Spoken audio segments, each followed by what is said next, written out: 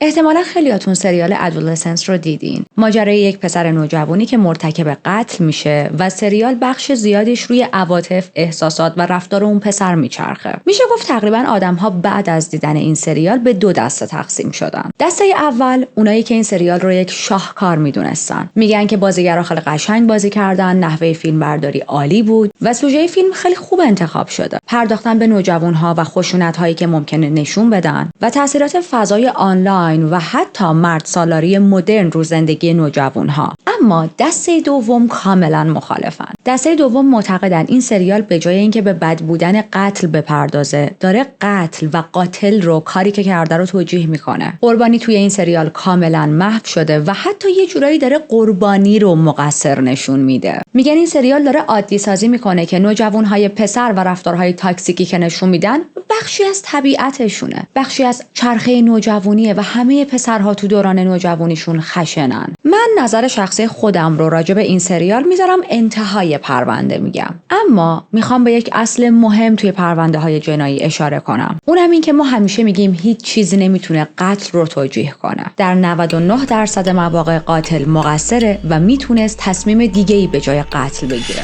و ما توسط آثار هنری نباید از قاتل قهرمان بسازیم، چون خیلی ها توی جامعه قدرت تفکیک یا تشخیص ندارن و وقتی چنین آثاری رو میبینن با خودشون میگن اوکی پس قتل هم یک انتخاب دیگه، ما توی مواقع حساس یا ضروری میتونیم به قتل فکر کنیم. قتل بخشی از سایکل طبیعی زندگیه. ممکنه برای هر آدمی پیش بیاد که بزنه یکی دیگر رو بکشه. اما ما امروز نمیخوایم راجع به این سریال صحبت کنیم و یا به نقد چنین سریالی بپردازیم. سوالی که ازتون دارم اینه که آیا میدونستید این سریال اقتباس گرفته شده از یک پرونده جنایی واقعی که همین اخیراً هم اتفاق افتاده و ما امروز راجع به این پرونده میخوایم حرف بزنیم؟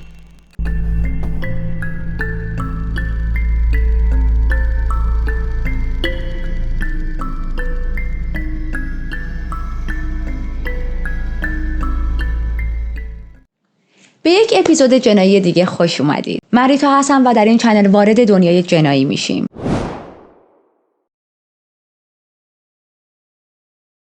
امروز میخوایم سفر کنیم به لندن، ولی نه خیلی بریم عقب، بلکه ما تو سال 2023 هستیم. چهارشنبه 27 سپتامبر. اون روز برای الیان اندام 15 ساله مثل هر صبح دیگه‌ای شروع شد. بیدار شد، موهاشو درست کرد، صبحونه خورد، از خونه زد بیرون که بره مدرسه. اما توی مسیر خودش و دوستاش یک استاپ کوتاه کردن تا اکس یکی از رفیقاش، یکی از دخترها رو ببینن. این دیدار قرار بود خیلی سریع انجام بشه، یه چیزی با هم رد و بدل کنن و بعد برن مدرسه. چیز مهمی که راجع به الیان میخوام بدونید اینه که دختر بسیار آرومی بود و هیچ وقت هم مدرسه رو میس نمی‌کرد. اما اون روز سر کلاس حاضر نشد و ظهر که شد خبر مرگ ناگهانی و وحشیانش بین بچه‌های مدرسه پخش شد. اما قبل از اینکه بریم سراغ ماجرای اصلی قتل، اینکه قاتل یا قاتلین کی بود یا کیا بودن و دقیق چه اتفاقی افتاد، برای درک عمیق کل ماجرا باید با الیان بیشتر آشنا شیم. الیان توی 28 جون 2008 به دنیا اومد و برای پدر و مادرش دورکس و مایکل یک معجزه واقعی بود. میدونید چرا؟ چون سالها تلاش کرده بودن بچه دارشن و هیچ شانسی نداشتن، تا اینکه بالاخره الیان اومد تو زندگیشون و باردار شدن. چند سال بعد دوباره خوششانس بودن و یک پسر به دنیا آوردن. و خب دیگه براتون نگم، یه زن و مردی که سالها تلاش میکردن بچه دارشن، نمیتونستن و الان نه تنها یک بچه بلکه 2 تا بچه آوردن. چقدر حال خوبی دارن، چقدر قدردان بچه هاشون هستن توی زندگی. اینطوری میشه که یک خانواده 4 نفره شاد توی جنوب لندن کنار هم زندگی میکردن. این خانواده 4 نفره مسیحی بودن. یکی از کازینه‌های بزرگ الیان کشیش کلیسا بود و توی یک استودیوی کوچیک موسیقی میساخت. بیشتر این موسیقی ها برای کلیسا بود و الیان عاشق این بود که بره اونجا هدفون بذاره و همراه آهنگا بخونه و برقصه. یه دختر کاملا میوزیکال بود. خانواده‌اش همیشه میگفتن هر جا الیان بود خونه پر از صدا و انرژی و موسیقی میشد. یعنی اصلا حضور الیان یعنی شادی توی اون محیط. آواز میخوند، میرقصید، خلاصه روح و انرژی زندگی خانواده‌اش و اطرافیانش بود. با بچه‌های فامیل هم خیلی صمیمی بود و خب اونا هم خیلی بهش عشق میدادن. میخوام بگم محیطی که توش بزرگ شد محیط بسیار صمیمی و پرمحبتی بود. عشق میداد، عشق دریافت میکرد، همه صمیمی و متحد بودن و نه فقط خودش و اعضای خانواده‌اش بلکه فامیلاشونم. الیان هم مثل خیلی از بچه‌های نسل خودش بود که از 13 سالگی اکانت تیک تاک داشت. شاید برای خیلی از ماها که توی اون سن سوشال میدیا نداشتیم یکم عجیب به نظر برسه. شاید فکر کنیم که چه خبره از 13 سالگی سوشال میدیا؟ ولی واقعا برای سن و سال این نسل این موضوع خیلی طبیعیه. خودش هم عاشق اینترنت بود، عاشق این بود که ویدیوهای بامزه بسازه، با دوستاش برقصن. بیشتر چیزایی هم که توی تیک تاک میدید رقص‌های مختلف و داب اسمش و اینجور چیزا بود که الهام بگیره ازشون. حتی کوکینگ رسیپی های ساده که ممکن بود کمکش کنن یاد بگیره تا غذا درست کنه رو هم زیاد نگاه می‌کرد. یا مدل های مختلف مو، عاشق این بود که این مدل های مختلف مو رو روی کازین‌هاش تمرین کنه. الیان یه دختر شیرین، مهربون و پرهدف بود و واقعا جاه طلب بود نسبت به سن خودش. همیشه دنبال تجربه‌های جدید میرفت و دست رو هر چی هم میذاش با تمام وجود انجامش میداد. با اینکه خیلی دختر شیطون و خوشگذرونی بود و تایم زیادی رو با اطرافیان و دوستاش میگذروند، اما از درسش غافل نمیشد. توی درس خوندن هم خیلی عالی بود. همیشه جدی درس‌هاش رو دنبال میکرد و میخواست بهترین ورژن خودش توی هر درسی باشه. ببینید بذارید اینجوری بهتون بگم، الیان توی درس‌هاش خوبی عالی نبود بلکه واقعا نابغه بود. و این چیزی نیست که من بخوام از خودم در بیارم یا حرفم رو بزرگ کنم، چیزیه که تمام معلم‌هاش میگفتن. معمولاً آدما توی سن 14-15 سالگی خیلی گیجن، نمیدونن چه هدف یا اهدافی رو باید دنبال کنن. ولی الیان اینجوری نبود. الیان خیلی خوب میدونست چه هدفهایی رو توی زندگیش داره و همونها رو دنبال میکرد و واقعاً موفق جلو میرفت. یکی از هدفهاش این بود که در آینده تبدیل شه به وکیل و حقوق بخونه. و دقت کنید، نه فقط برای اینکه تو زندگیش موفق باشه و یک شغل خوب و پردرآمدی داشته باشه، نه که بگم این موضوع براش مهم نبود، اما هدف اصلش از وکیل شدن چیز دیگه ای بود. دوست داشت بتونه به آدم‌ها کمک کنه و کلا این بخش کمک کردنش به دیگران یکی از اساسی ترین و مهمترین بخش‌ها داخل کاراکترش بود. توی مدرسه یه گروه از دوستای دختر داشت که فوق‌العاده با هم صمیمی بودن. رابطه‌شون مثل خواهر بود. توی همه چی کنار هم بودن، به هم مشورت میدادن، همه چیزو برای هم تعریف میکردن، به هم کمک میکردن. و توی همه ups and downs های سن 15 سالگی، چیزایی که توی اون سن خیلی دغدغه است، مثل فرست لاوشون، اولین شکست عشقیشون، استرس های امتحان، دغدغه های ظاهری، مشکلای خانوادگی، همیشه کنار هم بودن. داشتن همچین جمعی از دوستهای صمیمی و خوب واقعا عالیه. الیان و دوستاش واقعا برای هم میمردن، حتی وقتی بحث یک پسر میومد وسط. خب ما خیلی از دوستامون رو دور و برمون دیدیم که وقتی بحث جنس مخالف میاد رفتارشون عوض میشه و حتی ممکنه دوستی رو خراب کنن. ولی الیان و دوستاش این مدلی نبودن و همیشه خودشون اولویت همدیگه بودن توی اون گروه. ولی گاهی مهم نیست که چقدر آدم‌ها قوی باشن، تلاش کنن اتحادشون رو توی دوستی ها نگه دارن. همیشه یکی هست که حسودی کنه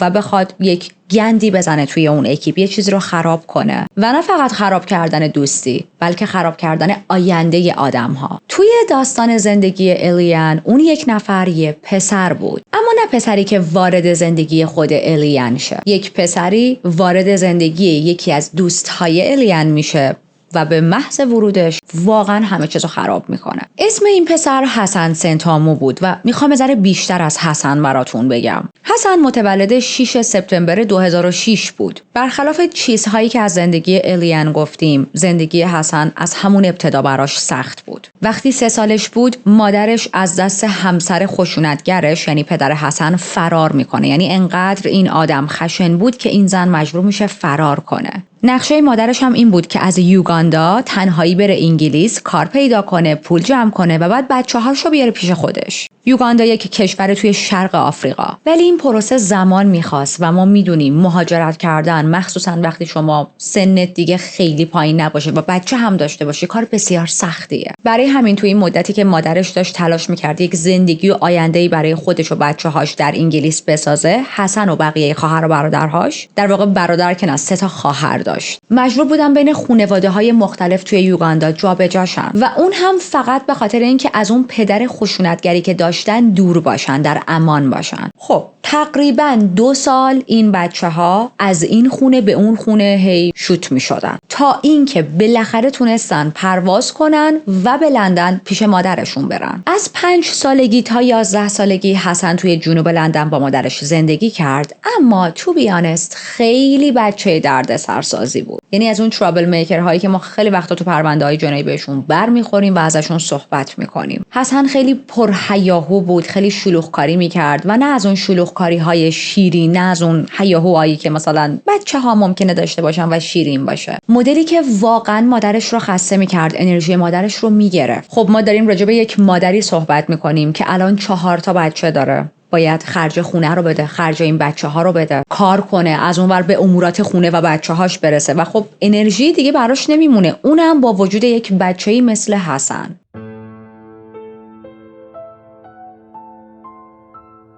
حسن انقدر برای مادرش دردسر درست میکنه که از یه جایی به بعد مادرش تصمیم میگیره که من نمیتونم از پس حسن بر بیام و باید بفرستمش به یک مدرسه شبانه روزی، اما نه مدرسه شبانه روزی توی لندن بلکه توی یوگاندا. ولی خب اون مدرسه واقعا حکم جهنم رو داشت برای حسن. حسن رو اونجا کتک میزدن و نه حالا کتک با دست و اینا، با میله های فلزی تنبیهش میکردن، اذیتش میکردن و سن حسن اینجا خیلی کمه، از خونه دوره، از مادرش، از خواهرهاش دوره و واقعا وحشت کرده. حسن فقط 3 ماه اونجا دوام آورد قبل از اینکه مادرش بکشونتش بیرون و بیارتش لندن. ولی همون چند ماه کاری کرد که دیگه اون بچهای قبلی نباشه. وقتی برگشت به وضوح داشت علائم PTSD نشون میداد. یه جورایی انگار از کودکی کردن دست کشیده بود، با خودش بدرفتاری میکرد، با بقیه بچه‌ها درگیر میشد و حتی درباره خودکشی حرف میزد. و یه لحظه بهش دقت کنید، هنوز یک بچه دبستانی بود، حتی وارد سن نوجوانی هم نشده بود و داشت راجع به خودکشی حرف میزد. ذهنش این همه دردناک شده بود. به 12 سالگی که رسید و رفت دبیرستان، اوضاع بدتر هم شد. حالا دیگه مدام از کلاس فرار میکرد، دعوا را مینداخت، با بقیه دانش آموزا درگیر فیزیکی میشد و حتی خیلی وقتا معلما مجبور میشدن نگهش دارن، مادرش رو بخوام، به خاطر اینکه وسیله هایی که دیده بود رو تبدیل کرده بود به سلاح. یه بارم وسط کلاس از توی کیفش یک چاقوی آشپزخونه درآورده بود، چاقویی که از توی آشپزخونه خونه‌شون آورده بود مدرسه.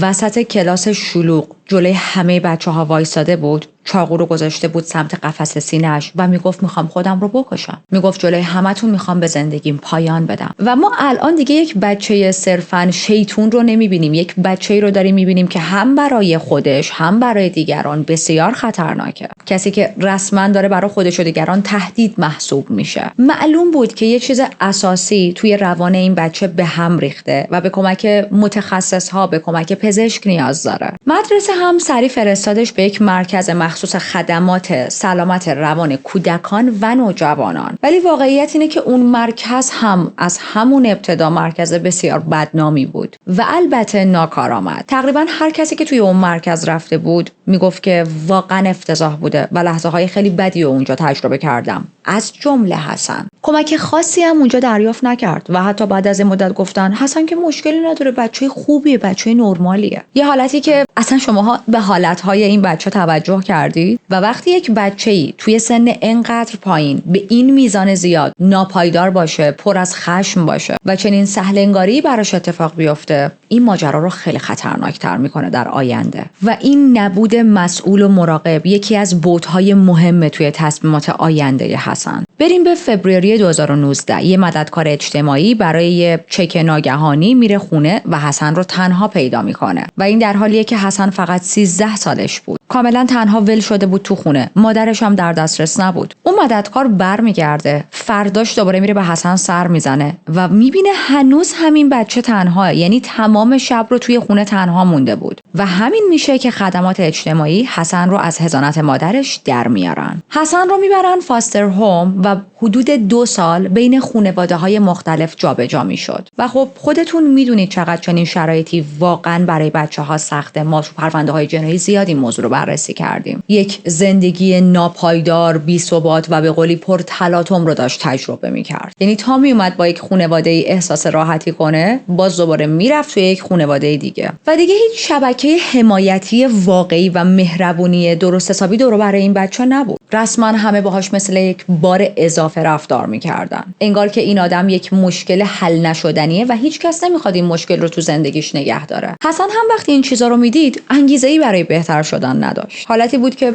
همه متنفرن، همه بدشون میاد، همه میخوان منو از سر خودشون باز کنن. برای چی من رفتارمو بهتر کنم؟ یعنی یه جورایی تمام امیدش رو برای بهتر شدن از دست داده بود و رفته بود هی روز به روز بیشتر سمت رفتارهای بد. بهش تلقین شده بود که من که بدم، من که بچه بدیم، پس بذار همینجوری رفتار کنم. و تو همین خط زمانی یک ابسشنی نسبت به چاقو پیدا کرد. شروع میکنه به کالک کردن چاقوهای مختلف و روز به روز هم بیشتر پرخاشگر میشد. همیشه دنبال دعوا بود. حتی اگر دعوایی اتفاق نمیافتاد، خودش دعوا رو شروع میکرد و این مدلی بود که بقیه بچه‌ها رو هم شیر میکرد، اونا رو هم میکشوند وسط دعوا. نقاشیاش هم افتضاح بود. همش خط خطی بود یا نقاشی‌هایی از این که نشون میداد چقدر این کودک ذهنش دارک شده. تمام نقاشیاش درباره خشونت و قتل بود. مثلا سرهای جدا شده میکشید و یا صحنه‌های چاقو کشی داشت میکشید و این در حالی بود که همسن و سالاش داشتن نقاشی کلبه و خورشید و گل و درخت و اینجور چیزا رو میکشیدن. یکی دیگه از کارهای خطرناکی که حسن میکنه و ما باید توی پروندهش منشن کنیم، موقعی بود که 12-13 ساله بود، از سمت مدرسه میرن یه حالت اردو مانند یک سفری و اونجا یکی از بچه‌ها به یه دلیلی شروع میکنه حسن رو مسخره کردن و حسن چیکار بکنه خوبه؟ مثلا اونم وایسه اون بچه رو مسخره کنه یا بهش فوش بده یا حالا حتی کتک کاری کنن؟ نه، حسن چاقو میکشه و نزدیک بود به اون بچه با چاقو آسیب بزنه. و تصور کنید یک کودکی توی این سن داره همچین کاری میکنه، واقعا وحشتناکه. به خاطر همین اتفاق از مدرسه اخراج شد و فرستادنش به یک واحد مخصوص بچه‌های خطرناک، جایی که همچنان به کارمندها و بقیه دانش آموزها حمله میکرد. اما بعد از چند ماه کمی پیشرفت نشون داد و برای همین منتقلش کردن به یک دبیرستان جدید. ولی خب واقعیت اینه که حسن همچنان همون پسر خشن باقی مونده بود. از دزدیدن قیچی معلم‌ها و تهدید کردن بقیه بچه‌ها به اینکه میخواد روشون چاقو بکشه یا با اون قیچی بهشون آسیب بزنه، رسید به اینکه واقعا 2 تا دختر رو توی مدرسه شدیداً کتک زد. دیگه یه جوری شده بود که حتی اون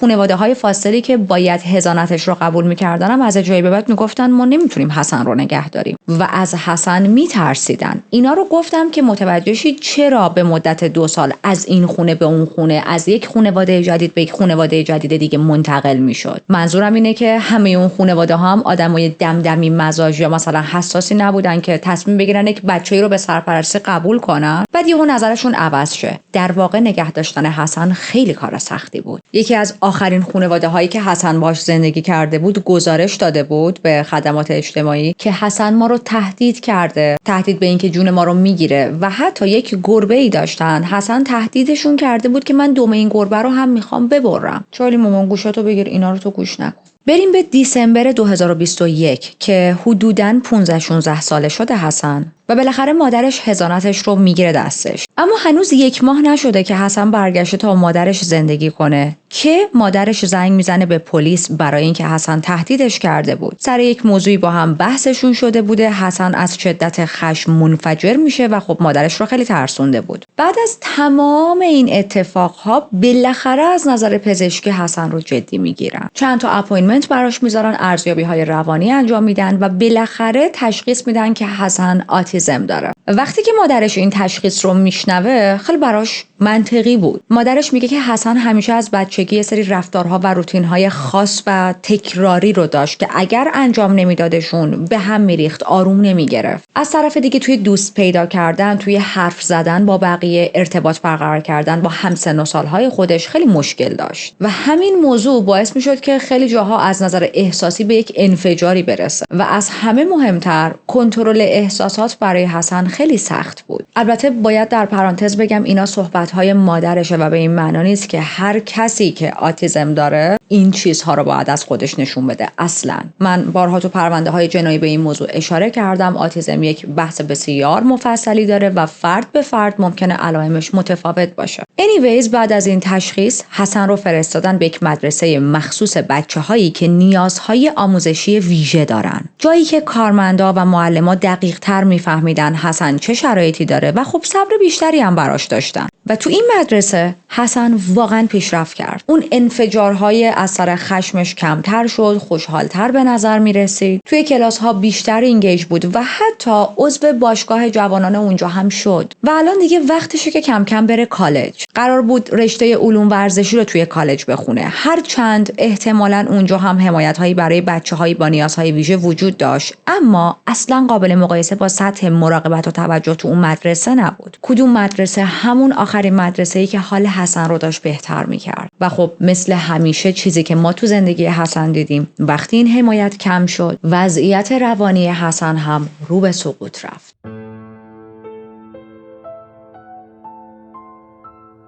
یه روز حسن یه پست توی سوشال میدیا میذاره که توش نوشته بود واقعیت من شیطانی، تاریک و بیروحه. فکر نمی کنم بیشتر از 20 سال عمر کنم. هر شب به چاقوهای آشپزخونه نگاه میکنم و به خودم فکر میکنم آیا باید همین الان به بدبختیم پایان بدم یا اینکه یه روز دیگه زندگی کنم فقط برای اینکه آدمایی که دوست دارم رو ببینم. و این حرفهای یک پسر جوونیه که داره فریاد میزنه من به کمک نیاز دارم، اما هیچ کمکی بهش نمیرسه. و خیلی زود قرار بود این احساسات خشنش تبدیل بشن به واقعیت، اما نه یک واقعیت تلخی علیه خودش. حسن دقیقاً 3 هفته بعد از این پست جون یک نفر رو میگیره. تابستون 2023 حسن برای خودش یک دوست دختر پیدا میکنه. هویت دختر توی گزارش‌ها آنناون مونده، پس ما اسمشو میذاریم میا. میا 2 سال از حسن کوچیک‌تر بود. حسن 17 ساله بود، میا 15 ساله. هم مدرسه‌ای نبودن، هر کدوم توی مدرسه‌های متفاوتی بودن، چون که خب اصلا حسن الان رفته بود کالج اما میا هنوز دبیرستانی بود. اینکه چطوری با هم آشنا شدن مشخص نیست، ولی خب معمولاً بچه‌هایی که مدرسه‌ها یا کالجشون نزدیک همون راحت میبینن ملاقات میکنن. شاید دوستای مشترک داشتن، شاید توی راه مدرسه با کالج همو دیدن، شاید از طریق سوشال میدیا با هم آشنا شدن. ما دقیق نمیدونیم چطوری آشنا شدن، ولی مهم اینه که بالاخره با هم دوست شدن دیگه، وارد رابطه شدن. و میا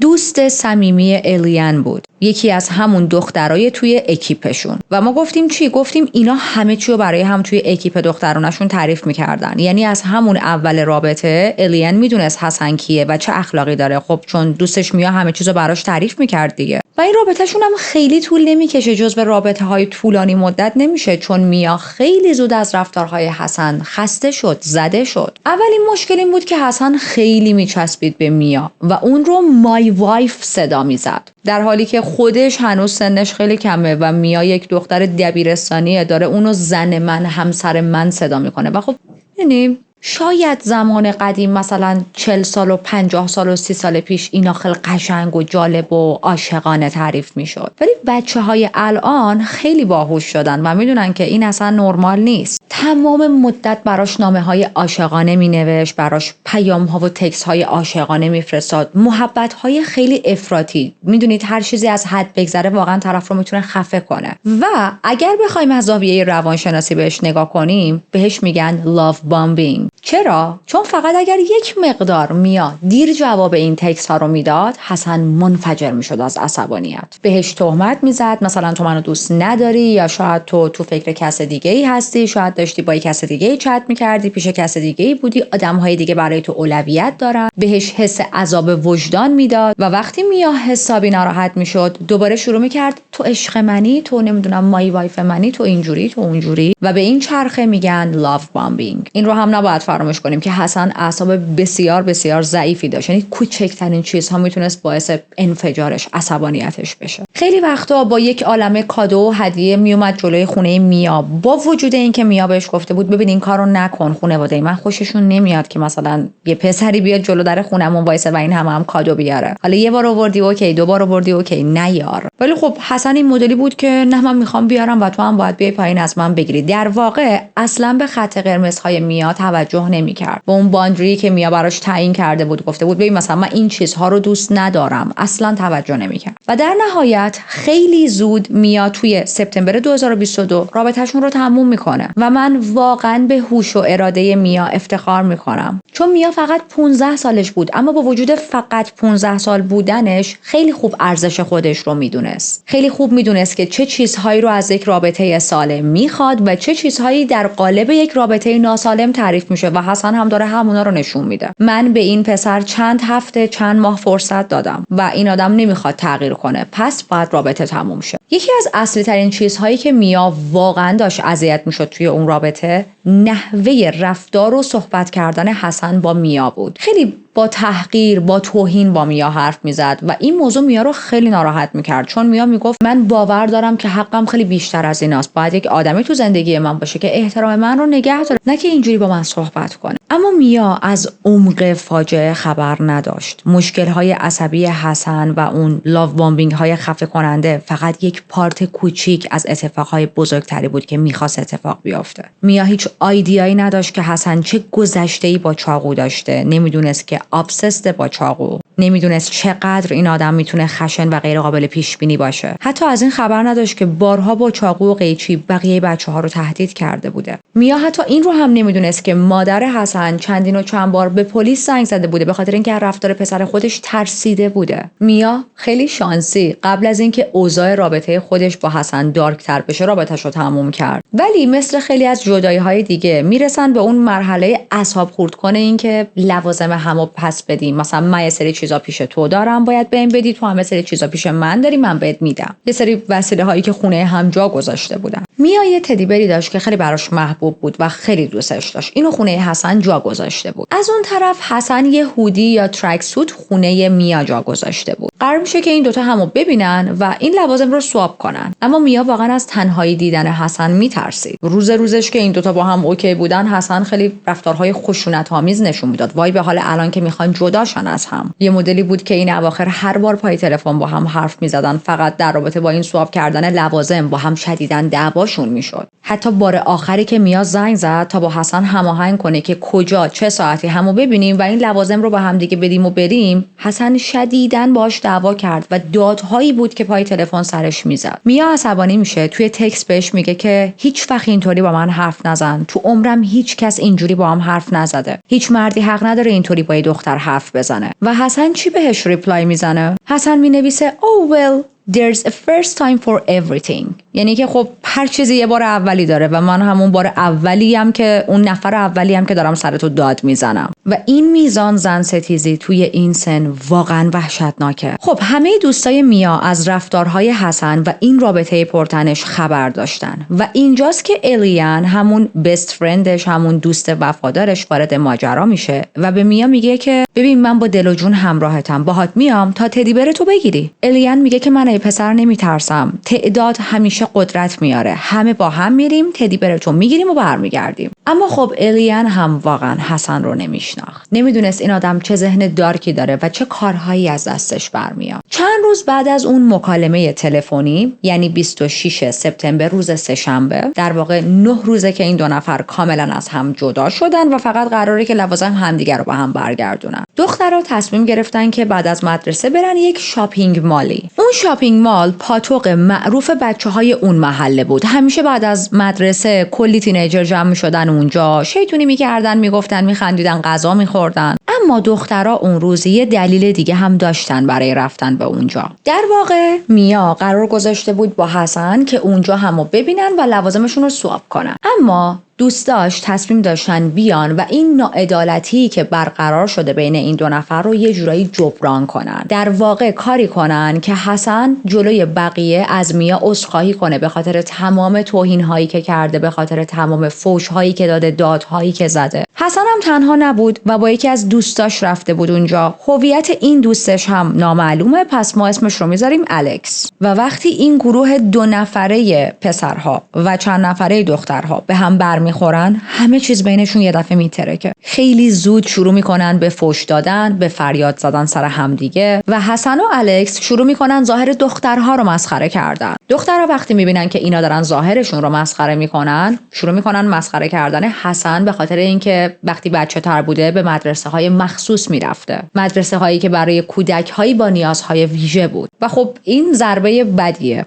قبول دارم و درست هم نیست که آدم‌ها رو به خاطر نیازهای خاص یا شرایط خاصی که به انتخاب خودشون نبوده مسخره کنن. اما ما داریم از بچه‌های 14-15 ساله صحبت می‌کنیم و خب حسن و دوستش الکس هم خیلی داشتن با این دخترها بد حرف می‌زدن، یعنی یه جورایی از سر تا پای اینا رو داشتن مسخره می‌کردن. معلومه تو چه شرایطی اونا برای اینکه کم نیارن همچین حرفی میزنن. و کلا دوران مدرسه اکثر مواقع اینجوریه، بچه‌ها بدترین حرف‌ها رو به هم دیگه میزنن بدون اینکه بفهمن بابا این حرف درد داره، این حرف طرف مقابل رو ممکنه بشکنه. از یه جایی به بعد بحثشون دخترها شروع کردن به ریکورد کردن یه ویدیوی اسنپ چت که توش از حسن میخواستن که باید از میا عذرخواهی کنی و حسن هم هی امتناع میکرد. هر چی بیشتر نمیگفت دخترها عصبانی تر میشدن و در آخر یک باتل آبی داشتن، باتل کوچیک، این آب معدنی کوچیکا، و اینو پرت کردن سمت حسن. در واقع آب داخلش رو به سمت حسن پاشیدن. توی ویدیو صدای الیان شنیده میشه که میگه اگه این اسید بود چی؟ این که توش اسید نیست، ولی تو این ریسک رو قبول کردی چون حتی نمیتونی یه کلمه ساده ببخشید رو بگی. منظورش این بود که ترجیح میدی از ما ضربه بخوری ولی غرورتو کنار نذاری و از کسی که بهش این همه مدت ظلم کردی یک عذرخواهی ساده نکنی. و بعد از اینکه این آب ریختن رو حسن، پا گذاشتن به فرار، با خنده دویدن رفتن. و برای اینکه یک موضوعی رو واسهتون مشخص کنم، مخصوصا برای کسایی که شاید فقط دارن صدا رو میشنون و تصاویر و عکس هایی که من میذارم رو نمیبینن، مقدار این آب خیلی کم بود بچه‌ها. یعنی اصلا اونطوری نبود که حسن سر تا پاش خیس شده باشه، اصلا. فقط چند قطره آب پاشیده شده بود بهش و بیشتر آب ریخته بود رو زمین چون فاصله شون هم زیاد بود. اولش حسن هیچ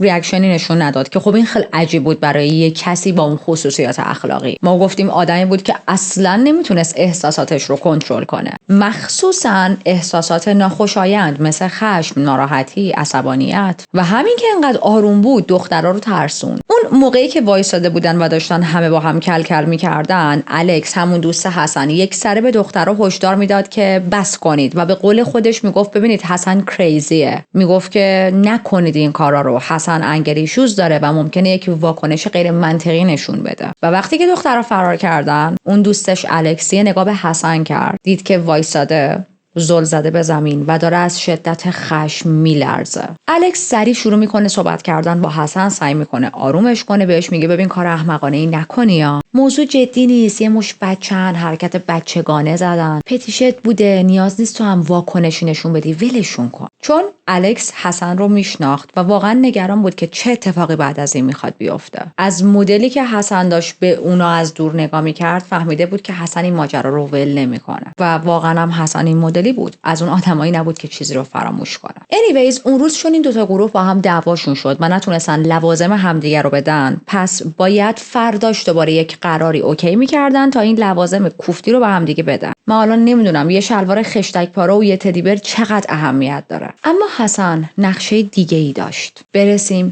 به چهارشنبه 27 سپتامبر سال 2023. فردای روزیه که بین این دوتا گروه دعوا شده. هنوز تاپیک دعوا بین این دخترها خیلی داغه، راجبش حرف میزنن، ولی خب اونطوری نبود که تو گروپ چتشون هیچ کدوم از دخترها پشیمون باشن. از زاویه دید اونا این مدلی بود که گذاشتن یک پسری با رفیقشون مثل آشغال رفتار کنه و بی نتیجه همین موضوع رو ول کردن و میشه حد زد گروپ چتشون از همون روز قبلش، از دیروزش تا فرداش چه شلوغ بوده و چه تاپیکی توش داغ بوده. همشون با هم داشتن برنامه میریختن که فردا، که حالا ما الان به اون فردا رسیدیم، چطوری تدی بر میا رو پس بگیریم از حسن. و من فکر میکنم تو این پوینت دیگه تدی بر خیلی مهم نیست، بحث اون کم نیاوردن است. نمیدونم، شایدم واقعا برای میا اون تدی بر خیلی مهم بوده. anyways توی اون گروپ چتشون داشتن راجع به این حرف میزدن که اگر حسن هنوز عصبانی باشه ما باید چجوری باهاش رفتار کنیم و حتی یکیشون به شوخی نوشته بود انقدر عصبانیه که میاد میکشتمون که اون چند تا قطره آبی که پاشیده شد روشو تلافی کنه. و اینکه ما الان میدونیم این یک پرونده جناییه و یک قتل توش اتفاق افتاده، آدم رو خیلی ناراحت میکنه. اون روز صبح قبل از مدرسه، قبل از اینکه بچه‌ها برسن مدرسه، سمت اون شاپینگ ماله میرن، همون جایی که قرار بود لوازم رو سواب کنن با هم دیگه. حسن هم اومده بود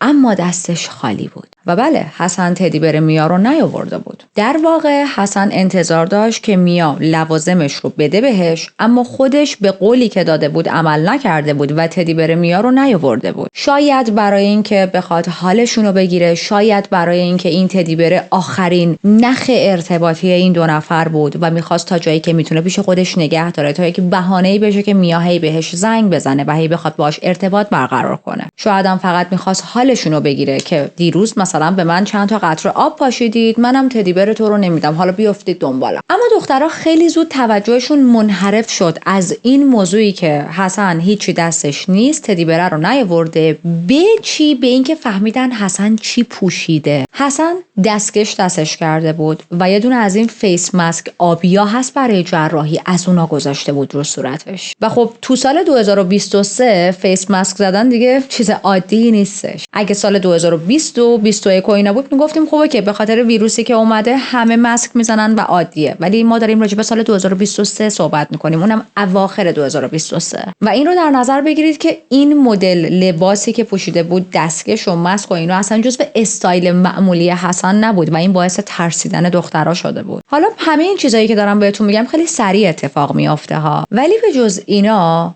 یه موضوع دیگه هم وجود داشت که دختران نفهمیده بودن و بعدها مشخص میشه و قضیه رو ترسناکتر هم میکنه. اونم این که حسن نه تنها یه لایه دستکش بلکه 2 تا لایه دستکش دستش کرده بود. برای چی یک نفر باید 2 تا دستکش دستش کنه؟ چون هوا که اونقدر سرد نبود. جز این که بخواد مطمئن شه اثر انگشتش روی چیزی نمیمونه. و آخرین چیز ترسناکی که دخترها ازش خبر نداشتن این بود که حسن توی کمربندش یک چاقو قایم کرده بود. قبل از اینکه از خونه بزنه بیرون، رفته بود آشپزخونه، چاقو برداشته، سلاح برداشته، فقط برای اینکه بره سر قرار با یه گروه دختر تینیجر. و دخترها توی اون پوینت اصلاً فکر نمی‌کردن ساعت 8 صبح قبل از اینکه اصلا برن مدرسه تا این حد در خطر هستن. برای همینم دقیقاً مثل روز قبل همونقدر پررو و بیخیال و شاد داشتن رفتار می‌کردن. حتی الیان یه اسنپ چت کوتاه ریکورد کرد که استوری کنه. همونطوری که داشت پشت سر میا و حسن راه میرفت، داشت برای دوستاش تعریف میکرد که اومدن وسایل میا رو پس بگیرن ولی حسن هیچی با خودش نیاورده. با یه حالت تمسخر.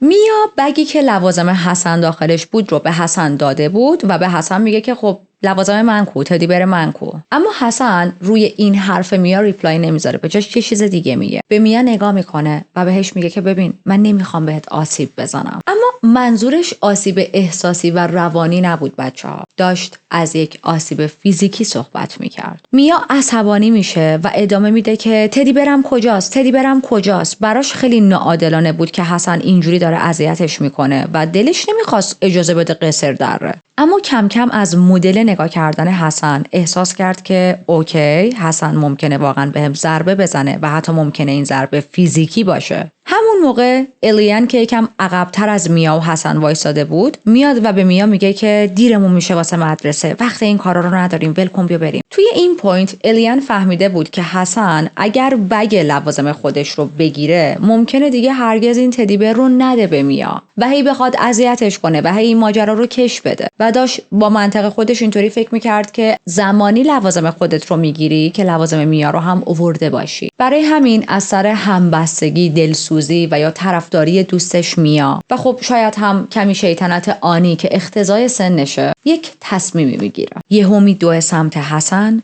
بگی که دست حسن بود و لوازمش بود رو از دستش میقاپه و شروع میکنه به دویدن وسط خیابون اصلی که پر از آدمهایی بود که داشتن میرفتن سر کار و مدرسه. الیان خوشحال بود، یک لبخند بزرگ رو صورتش بود، قهقهه میزد چون احساس میکرد که بالاخره پیروز شدن. اما خب این پیروزی فقط چند ثانیه دوام آورد. حسن با تمام قدرت پشت سرش دوید. الیان فقط تونست چند متر جلوتر بره که حسن پرید و انداختش زمین. بعد چاقویی رو که توی کمربندش قایم کرده بود بیرون کشید و شروع کرد به ضربه زدن به الیان. الیان روی زمین نزدیک یک ایستگاه اتوبوسی افتاده بود. صدها نفر شاهد این حمله وحشیانه بودند و حسن 3 بار به شونه و پاهاش ضربه زد در حالی که الیان داشت برای زندگیش التماس میکرد. الیان کاملا هوشیار بود، دردها رو میفهمید، جیغ میکشید، از درد به خودش میپیچید و هی سعی داشت عقب‌تر بره همونجوری که رو زمین افتاده بود. مردم همه صدای التماس‌ها و فریادهای الیان رو میشنیدن که داشت با فریاد میگفت بس کن، خواهش میکنم بس کن. دوست داشت میدوئن میان سمتش و وقتی این صحنه رو میبینن خشکشون میزنه و شروع میکنن جیغ زدن، چون تو بیانس اصلا انتظار اینو نداشتن که حسن با خودش یک چاقو حمل کرده باشه، آورده باشه و الان با این چاقو در حال ضربه زدن به رفیقشون باشه. و حسن ضربه 4 رو هم زد و همون ضربه 4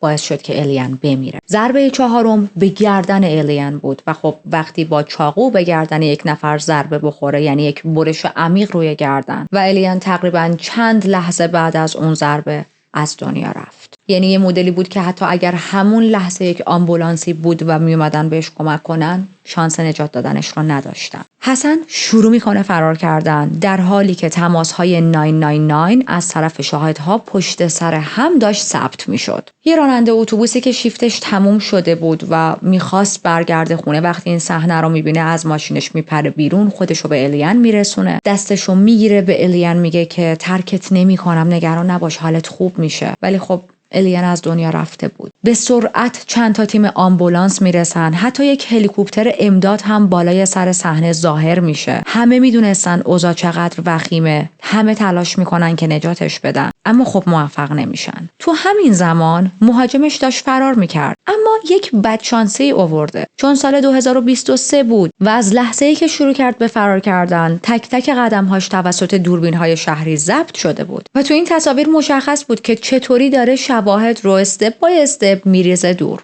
یکی از دستکشاشو انداخت توی سطل زباله عمومی، بعد رفت داخل یه خیابون مسکونی و چاقو رو پشت دیوار جلوی یه خونه‌ای پرت کرد و ساعت 8:38 صبح، یعنی کل این جنایات و فرارش توی چیزی حدود 5 دقیقه اتفاق افتاد. بعد از این کارا هودیشو در آورد و 2 تا اتوبوس عوض کرد تا برگرده خونش. حدود ساعت 9:40 رسید، اما فقط 4 دقیقه بعد، یعنی 9:44 پلیس کل منطقه رو محاصره کرده بود و دنبال حسن میگشت. هیچ تردیدی توی هویت مهاجم نبود. آدرس خونش رو خیلی سریع پیدا کرده بودن و برای همین دقیقاً همون موقع که از اتوبوس دوم پیاده شد، پلیسا آلردی توی خیابون منتظرش بودن. یکی از آفیسرها دیدش و دوید سمتش. عجیب این بود که حسن کاملا آروم و منطقی رفتار میکرد، خیلی خونسرد، شاید چون فکر میکرد میتونه پلیسو گول بزنه. آفیسر اسمشو پرسید. حسن یه اسم جعلی گفت و ادعا کرد اسمش جانه. اما بچه‌ها، حسن اویستر کارتشو بین دندوناش نگه داشته بود و اویستر کارت یه کارتیه که برای اتوبوس استفاده میشه. آفیسرم وقتی کارتو دید گفت کارتتو بده ببینم و خب روی کارت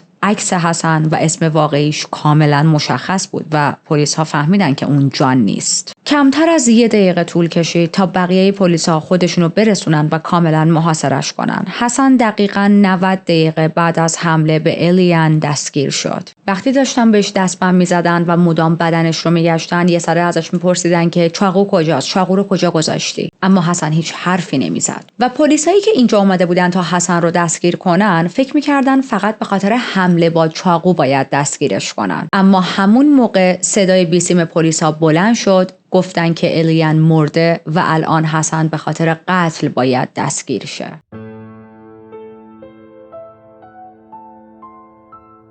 الیان ساعت 9:21 صبح همون نزدیک جایی که بهش حمله شده بود بر اثر جراحات جونش رو از دست داد. فقط 15 سالش بود. روی زمین تو خیابون با لباس مدرسه از شدت خونریزی جون داد، فقط به خاطر اینکه از دوستش دفاع کرده بود. همون روز خبر قتلش با سرعت پخش شد، در حدی که ما اول پرونده گفتیم تو مدرسه تا ظهر همه شنیده بودن که الیان مرده. انقدر لحظه اتفاق افتادن قتل آدم توی خیابون بود که هر کدوم یک شاهدی بودن. هر کسی یه چیزی دیده بودن و میتونستن اطلاعات خیلی مفیدی به پلیس بدن. دوست داشت تمام آدم‌هایی که داشتن میرفتن مدرسه، سر کار، آدم‌هایی که در حال رفت و آمد بودن، کسایی که مغازه داشتن، مغازه‌دارها، حتی یه سری از ماشین‌هایی که داشتن رد می‌شدن. یعنی انقدر شاهد توی این پرونده زیاده که ما کمتر به چنین پرونده‌هایی برخورد می‌کنیم. پرونده‌ای که شخص مهاجم و قاتل توی یک خیابون به این شلوغی حمله رو انجام داده باشه. و خب پلیس وقتی فهمید که این خبر مثل آتیش همینجوری داره همه جا پخش میشه و هر لحظه ممکنه به گوش خانواده الیان برسه، تصمیم گرفت که خودش بره و با خانواده صحبت کنه. نیروی پلیس داشت این فکر رو میکرد که اگر خودمون این خبر رو به خانواده الیان بدیم خیلی بهتره تا اینکه یهو از در و همسایه و تلویزیون بشنون. و خب میشه تصور کرد دیگه اون لحظه‌ای که خانواده الیان این خبر رو شنیدن واقعا نابود شدن. یعنی فکر کنید بچه‌شون رو راهی مدرسه کرده بودن، همین 1-2 ساعت پیش با هم سر میز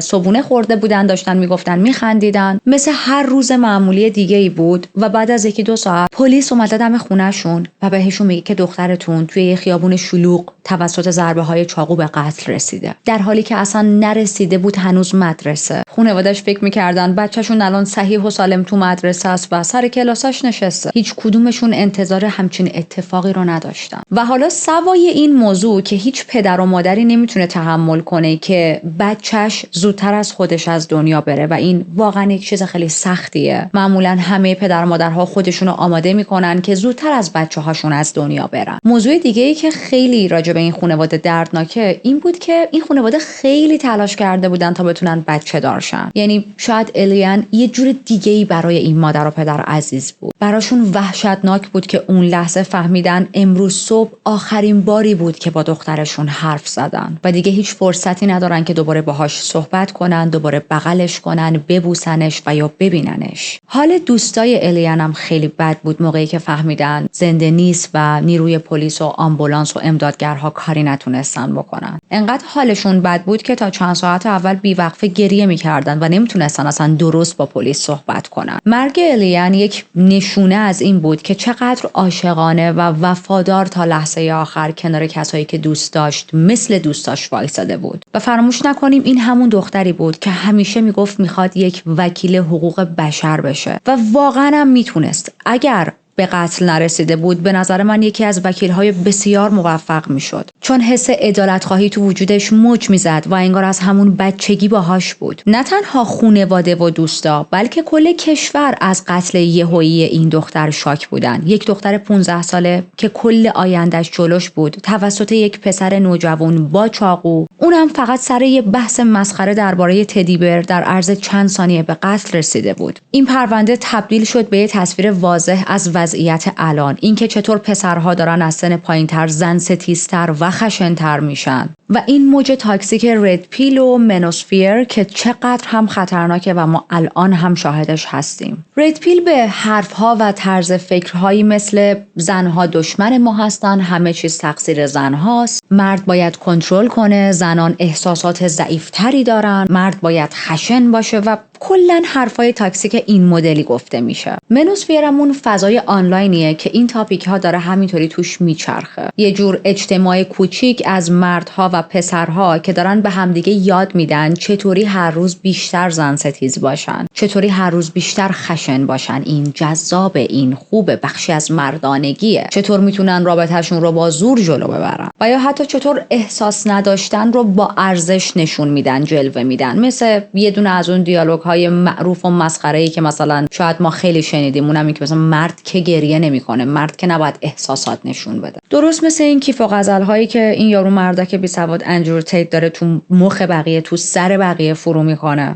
بدون اینکه بفهمه چقدر داره به جامعه آسیب میزنه و در واقع بخش بزرگی از این آسیب به خود مردها و پسرها هم هست. قتل الیان یکی از پرونده هایی بود که الهام بخش سریال ادولسنس شد توی نتفلیکس. توی اون سریال هم ما یک پسری رو میبینیم که ذهنش پر از زن ستیزیه، پر از حرفهای مسموم از دنیای مرد سالاریه و یک دختر رو فقط به خاطر اینکه جواب رد بهش داده بود به قتل میرسونه، اون هم با چاقو. کیس حسن دقیقاً همون داستان نیست، اما شباهت‌هاش خیلی زیاده و از این کیس اقتباس گرفتن. یه پسر نوجوانی که چاقو رو یواشکی با خودش برده بود سر قرار و وقتی عصبانی شد همون چاقو رو استفاده کرد تا اون دختر رو به قتل برسونه. یک پسری که از قبل برنامه ریخته بود تا این چاقو رو ببره با خودش. و اگر راجع به پرونده حسن هم واقع بین باشیم، حسن میدونست که قراره از اون چاقو استفاده کنه، چون میدونید چاقو یه چیز معمولی نیست که هر روز صبح برای مدرسه رفتن یکی یه دونه بذاریم تو کیفمون رو ببریم. حسن یک نفر رو به قتل رسوند فقط به خاطر اینکه عصبانی شده بود. وقتی پلیس حسن رو دستگیر کرد و بردنش بازداشتگاه، رفتارش خیلی عجیب بود. حالتی که انگار اصلا موضوع رو جدی نمیگرفت. میخندید، شوخی میکرد و طبق حرفهای پلیس بیشتر از اینکه نگران وضعیت الانش باشه که به خاطر قتل دستگیرش کردن، حواسش به اسلحه‌های پلیس بود و یه سری از پلیس‌ها راجع به اسلحه‌هاشون سوال میپرسید، در حالیه که به خاطر قتل دستگیر شده و ممکنه بدترین حکم رو بهش بدن. یه نکته دیگه که پلیس‌ها متوجه شدن و حتی این موضوع رو توی دادگاهش هم بیان میکنن این بود که حسن با آفیسرهای زن خیلی بد رفتار میکرد. وقتی یک آفیسر زنی میومد که باهاش صحبت کنه یا یه سری پروسه‌های اداری رو باید انجام میداد، مثلا ماگشات ازش بگیرن یا نمیدونم لباساشو در بیاره، ازش تست دی ان ای بگیرن یا تمام مراحلی که باید اینجور موقع‌ها قانونی طی شه، خیلی پرخاشگرتر میشد، کمتر همکاری میکرد و کلا نسبت به زنها خیلی خشن بود. حتی تو همون چند ساعت اول بازجوییش هم یک رفتار خیلی خشنی با یکی از زنها انجام داد که باعث شد براش گزارش بنویسن. اما بریم سراغ بازجویی. و موقع بازجویی حسن سعی میکرد همه چیز رو انکار کنه، ولی خب مشخصه که جواب نمیداد، چون همه چیز لحظه به لحظه روی CCTV ضبط شده بود و کلی هم شاهد وجود داشت. در واقع حسن فقط داشت پروسه بازجویی رو طولانی‌تر و اعصاب خردکن‌تر میکرد. اینفورمیشن نمیداد، جواب نمیداد به سوالا، به خیلی از سوالا فقط میگفت نه. حتی وقتی پرسیدن که حرفی برای خانواده الیان داری، خیلی ساده گفت نه. وقتی ازش پرسیدن چاقو رو کجا انداختی، هم به پلیس ها جواب دروغ داد که خب توسط همون CCTV تونستن که چاقو رو پیدا کنن. چاقو رو برای آزمایش فرستادن و طبیعتاً خون الیان رو روش پیدا کردن و همینطور DNA حسن رو. خب اینم که از سلاح قتل، پس دیگه جای هیچ من نبودم و من نکردمی واقعا وجود نداره توی این پرونده. قاضی اجازه نداد که هیچ گونه وثیقه‌ای برای حسن بذارن، امکان آزادی با وثیقه رو داشته باشه تا زمانی که بخواد محاکمش شروع شه، چون معتقد بودن که بسیار آدم خطرناکیه و واقعا انگری شوز داره و نباید خارج از بازداشتگاه باشه. تا روز محاکمه میفرستنش به یک مرکزی که مخصوص بازداشت نوجوانان بود. حالت یه زندان، ولی زندان افرادی که سنشون زیر 18 ساله.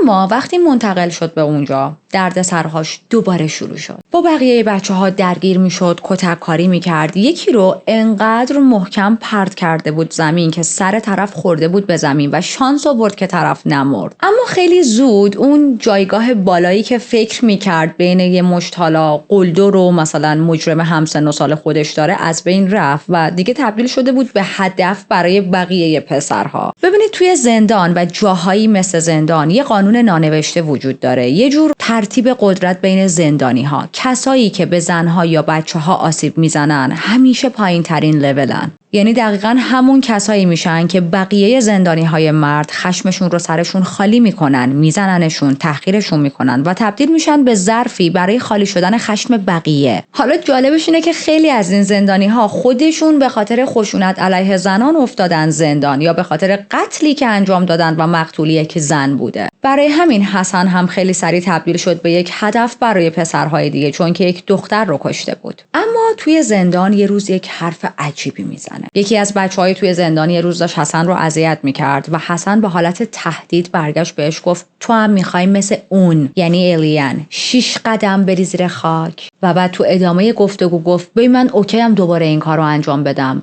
برای مامانت هم انجام میدم. منظورش این بود که من اوکیم دوباره قتل مرتکب شم و مامانت هم میکشم. و این جمله ها کاملا نشون میده که حسن چقدر زن ستیزه. اینکه وسط دعوا با یک پسر دیگه، حالا دعوا به هر دلیلی، به جای فقط تهدید کردن اون پسر داره مادرش رو هم تهدید میکنه. میگه من مادر تو رو هم اوکیم بکشم، مثلا مادرش که مثلا نه سر پیاز نه ته پیاز. یه سری هم معتقدن این رفتارهایی که حسن نشون میداد از ضعف و عقده بود. میدونست که کمبودهای ظاهری یا کمبودهای رفتاری داره، با خیلی از همجنسهای خودش شاید نتونه رقابت کنه، حتی شاید نتونه با خیلی از همجنسهاش درگیر بشه و برای همین سعی میکنه زورش رو، آسیبش رو روی زنها خالی کنه، آسیبش رو به زنها بزنه. نکته دیگه ای که راجع به این کیس وجود داره اینه که تا اون لحظه هیچ کس نمیدونست قاتل کیه. ما الان اسم قاتل رو میدونیم، از گذشتش اطلاعات داریم، عکسش رو داریم. اون موقع هیچکی نمیدونست قاتل کیه، چون زمانی که قتل مرتکب شد 17 سالش بود، هنوز زیر سن قانونی محسوب میشد و خب هویتش رو حالت چجوری بگم مثلا مخفی نگه داشته بودن. اما وقتی محاکمش در اواخر سال 2024 شروع شد، رسما دیگه 18 ساله بود و اون موقع میتونستن اسمش رو عنوان کنن. تازه اون موقع همه فهمیدن که قاتل الیان 15 ساله کی بوده. دادگاه حسن توی دسامبر سال 2024 شروع شد. حسن تو دادگاهش گفت که من قتل غیر عمد انجام دادم، اما قتل عمد نبوده و این اتهام رو رد کرد. و تمام مدت توی دادگاه تلاش داشت که بقیه بگه من چون از طیف آتیزمم مسئولیتم کمتره و کنترل کاملی روی رفتارم ندارم. اما خب این حرفش اصلا قرار نبود جواب بده. آتیزم هیچ ربطی به این نداره که شما وقتی صبح میخوای از خونه بزنی بیرون، چاقو رو با خودت برداری ببری که موقع دیدن یه اکیپ از دخترها همراهت باشه که جاست این کیس اگر نیاز شد از اون چاقو استفاده کنی. نمیتونست ادعا کنه که من یک لحظه انفجار احساسی کنترل نشده بهم دست داده، چون چاقو رو از قبل با خودش برده بود و تو کمربندش قایم کرده بود. این یعنی اینکه از قبل این تصمیم رو گرفته بود و قتلش با برنامه‌ریزی بود. هیچ کس نمیتونست اینو احساسات لحظه‌ای در نظر بگیره. برای همین حسن در نهایت تصمیم گرفت توی دادگاه دیگه صحبت نکنه، هیچ شهادتی نده و 4 هفته کامل فقط توی جایگاه نشست و با اسباب بازی‌های ضد استرسش بازی کرد.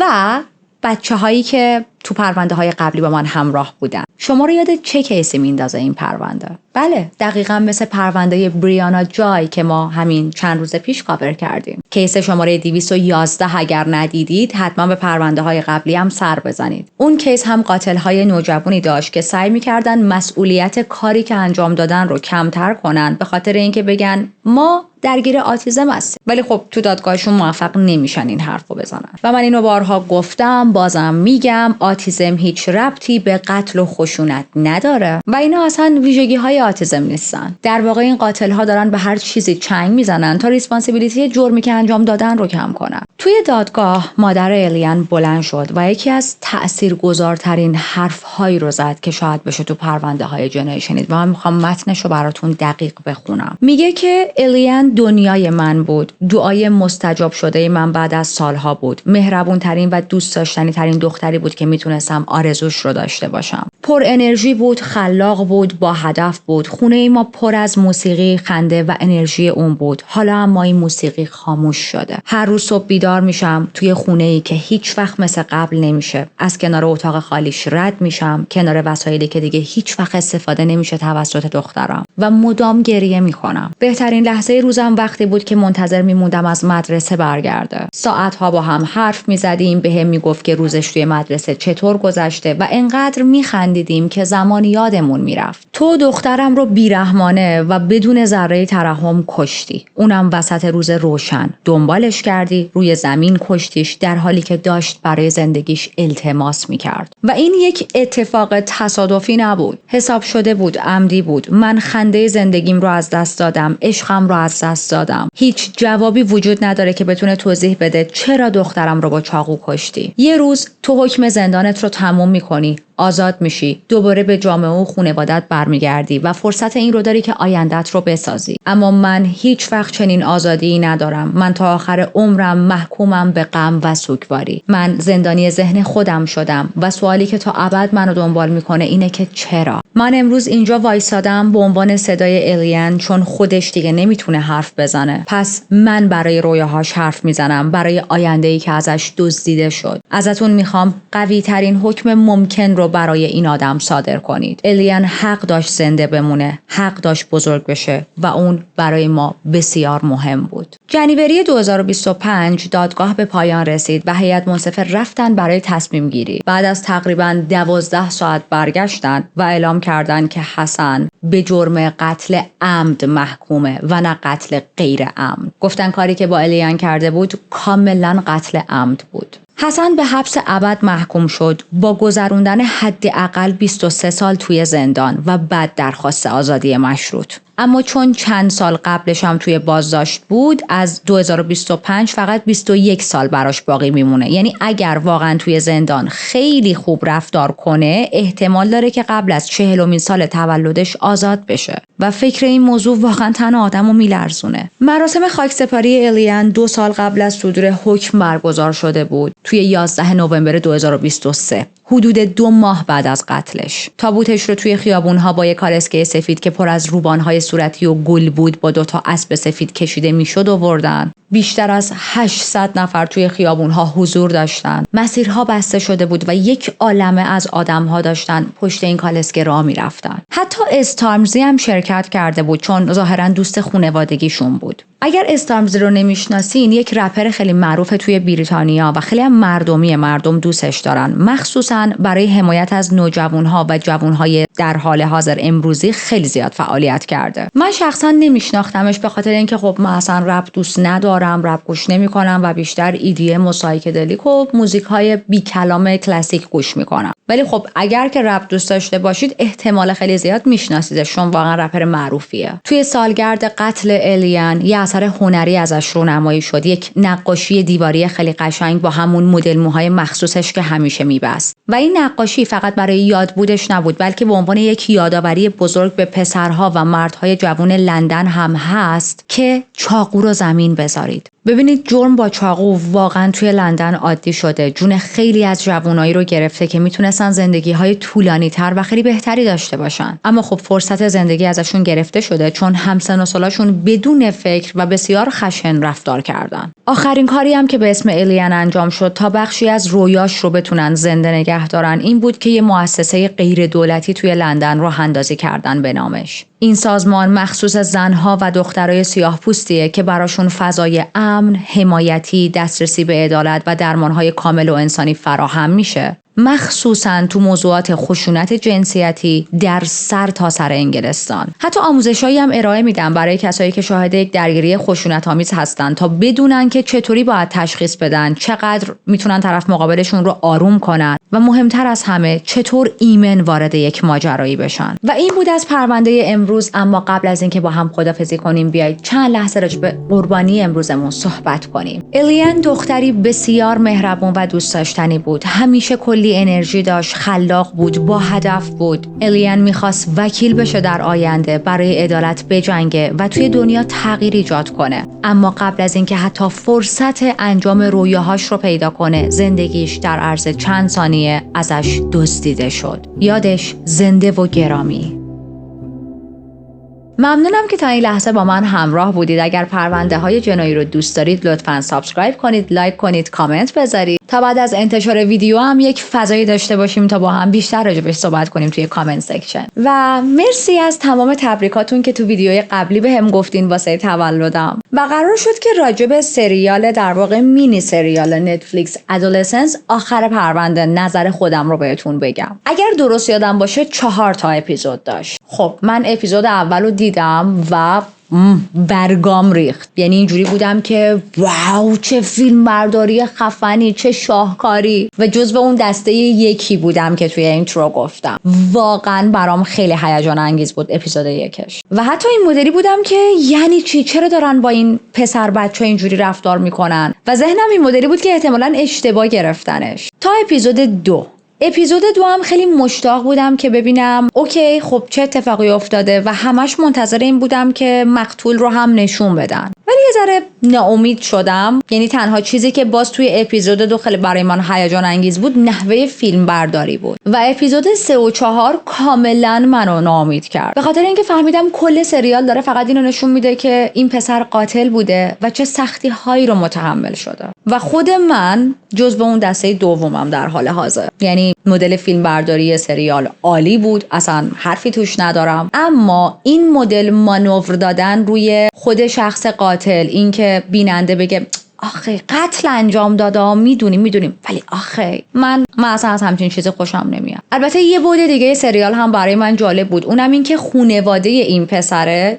تحت چه فشاری قرار گرفتن فقط به خاطر اینکه بچه‌شون یک قتلی انجام داده. خب تو جامعه داشتن طرد می‌شدن، توسط بقیه بولی می‌شدن، رو ماشین بابا یکی فوش نوشته بود اگه درست یادم باشه. اینقدر سریال دیدم نمیدونم صحنه‌ها رو دارم با هم قاطی می‌کنم اینا، ولی یادم باباش یه حالت ون داشت و روی ونش فوش نوشته بودن. البته بچه‌ها تحلیل خیلی راجع به این سریال میشه آورد، با اینکه واقعا مینی سریال بود ولی میشه ساعت‌ها نشست راجعش صحبت کرد و من خیلی حسم کلیه، یعنی اون حس کلیم به این سریال رو دارم میگم. میدونید اکثر مستندها یا سریال هایی که ما میبینیم حالتیه که خب قاتل رو نشون میدن اما از قربانی هم زیاد صحبت میشه، زیاد یاد میشه، روش مانور میدن و من اینو تو این سریال ندیدم و حس بدی بهم دست داد. شاید حالا به خاطر خصوصیت اخلاقی منه، چون من بدم میاد که قربانی توی پرونده ها گم شه. یک ابسشنی دارم با قربانی ها که حتما راجبشون صحبت شه، یادشون زنده نگه داشته. میدونید چون با خودم این فکر رو میکنم این آدم ها، کسایی که قربانی شدن، دیگه فرصت این رو ندارن، وایس ندارن تو این دنیا که دیگه حرف بزنن و بیرحمانه، اکثرشون بیرحمانه جونشون گرفته شده تو اوج جوانی و کمترین کاری که ما میتونیم بکنیم اینه که راجبشون صحبت کنیم. بعد اینکه یه سریال فقط بیاد و به عواطف و احساساتی که قاتل داره متحمل میشه مثلا مانور بده روش یا اشاره کنه،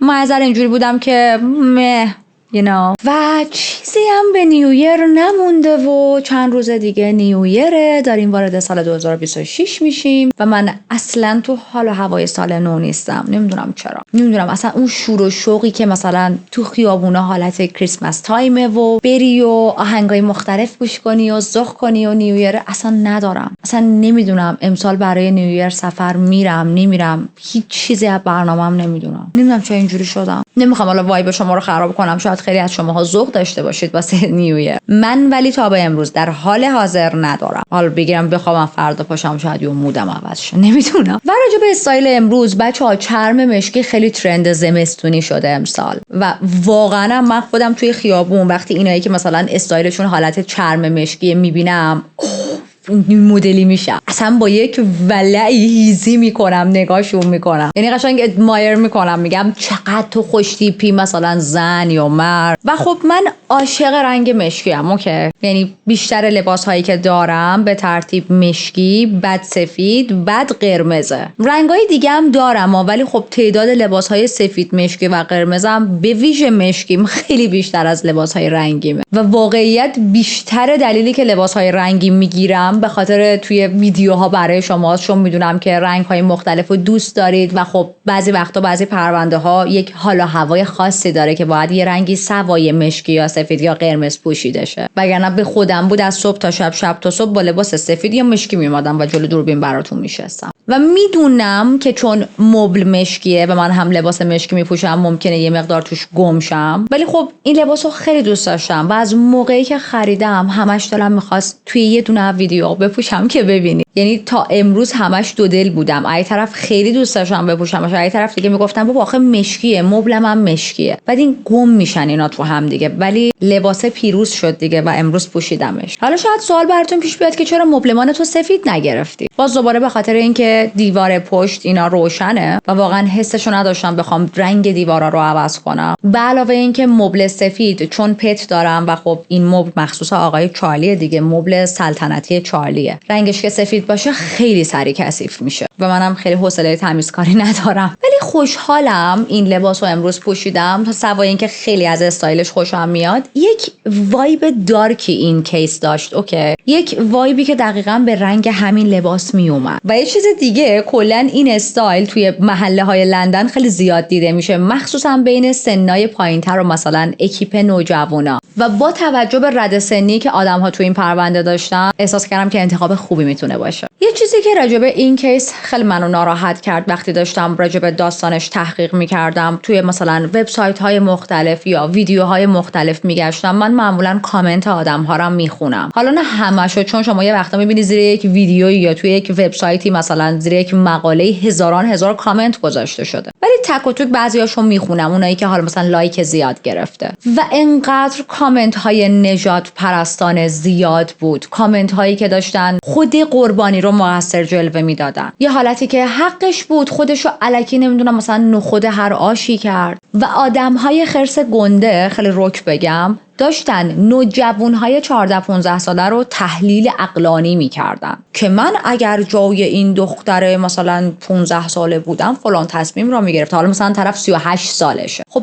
obviously این آدم هم اگر توی سن 38 سالگیش میبود یک تصمیم متفاوتی میگرفت. من خودم که امروز اینجا نشستم، تصمیماتی که تو سن 15 سالگی میگرفتم و نگاه میکنم برگام میریزه. یعنی این مدلی هم که مغز نداشتی تو. تازه من اینو همیشه میگم، نوجوانهای الان نسل جدید بسیار از دوران نوجوانی ما باهوشترن. ببینید دیگه ما چقدر تباه بودیم.